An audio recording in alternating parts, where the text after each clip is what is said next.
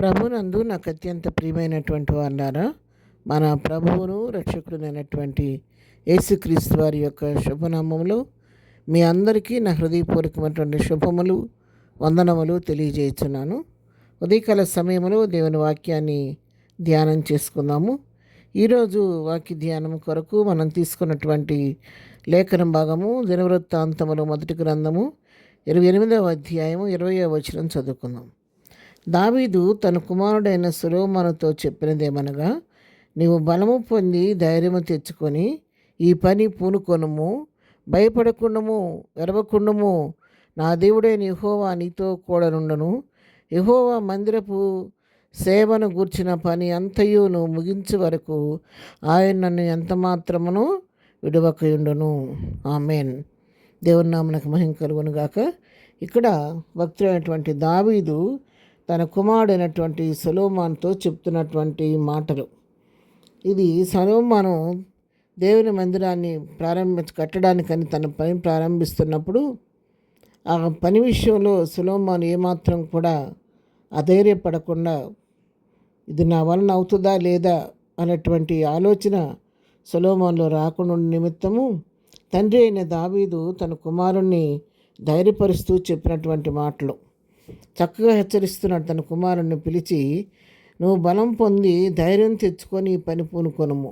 నువ్వు ప్రారంభించబోతున్న ఈ పని బహు గొప్పది, ఈ దేవుని కొరకు చేస్తున్న పని కాబట్టి నువ్వు మొట్టమొదట ఈ పని ప్రారంభించడానికి ముందు నువ్వు బలం పొందుకొని ధైర్యం తెచ్చుకొని ఈ పని నువ్వు పూనుకొనుము. అప్పుడు ప్రారంభించి పనిని నువ్వు దేనికి కూడా భయపడకుండము, ఏ పరిస్థితికి భయపడవద్దు, వెరవకుండము, దేనికి వెరవవద్దు నువ్వు.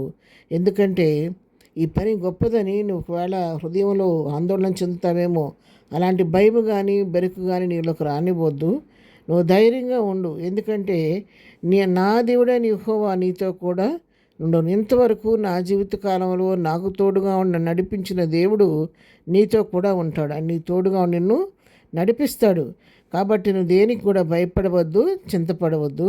అంతేకాదు యెహోవా మందిరపు సేవను కూర్చున్నటువంటి పని అంతటి నువ్వు ముగించే వరకు ఆయన నిన్ను ఎంత మాత్రమును విడువకయుండును. అంతేకాదు నా కుమారుడా, నువ్వు ప్రారంభిస్తున్నటువంటి ఈ మందిరపు సేవ అంతా కూడా, ఈ సంబంధించిన పని అంతా కూడా పూర్తయ్యే వరకు దేవుడైనటువంటి యెహోవా నిన్ను ఎన్నడూ కూడా ఎంత మాత్రమును కూడా విడవడు. ఆయన విడువకు నీతోనే ఉంటాడు. కాబట్టి నువ్వు దేనికి కూడా భయపడవద్దు, మరి అధైర్యపడవద్దు అని చెప్పి తన కుమారుణ్ణి హెచ్చరిస్తున్నాడు.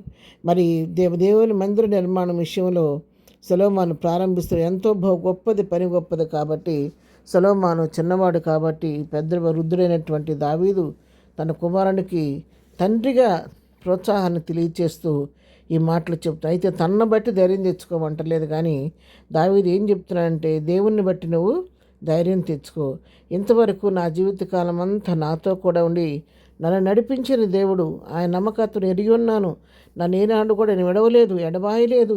నా అన్ని పరిస్థితులు ఆయన నాకు తోడుగా నడిపించిన దేవుడు కాబట్టి ఆయన నిన్ను కూడా విడవడు. నువ్వు చేపట్టిన పని అంతా పూర్తయ్యే వరకు ఆయన ఎంత మాత్రం కూడా మరి విడిచిపెట్టకుండా, ఏమాత్రం విడవకుండా నీకు తోడుగా ఉండి గైడెన్స్ ఇచ్చి నడిపిస్తాడు. కాబట్టి నువ్వు ఏ పరిస్థితికి భయపడవద్దు, వెరవద్దు, ధైర్యం తెచ్చుకొని బలం పొందుకొని పని పూనుకొని ముందుకు సాగమని తన కుమారుని హెచ్చరిస్తున్నటువంటి సందర్భాన్ని మనం ఇక్కడ చూస్తూ ఉన్నాం. అవును ప్రియారా, మన దేవుడు ఒకసారి మన ప్రభు పైన ఆధారపడ్డామంటే, ఆయన మన రక్షకునిగా చేసుకుని ఆయన మన జీవితాన్ని అప్పగించుకున్నామంటే ఆయన ఎన్నడూ కూడా నన్ను విడిచిపెట్టే దేవుడు కాదు, ఎడబాసే దేవుడు అంతకంటే కాదు. హెబ్రీయులకు రాసిన పత్రికలో కూడా మనం గమనించినట్లయితే, హెబ్రీయులకు రాసిన పత్రిక 13వ అధ్యాయము 6వ వచనం మనం చదువుకుంటే, 5వ వచనం చదువుకుంటే, ధనాపేక్ష లేని వారై మీ కలిగిన వాటితో తృప్తి పొంది ఉండి నిన్ను ఏమాత్రంలో విడువను, నిన్ను ఎన్నడూ ఎడబాయనని ఆయనయే చెప్పాను కదా.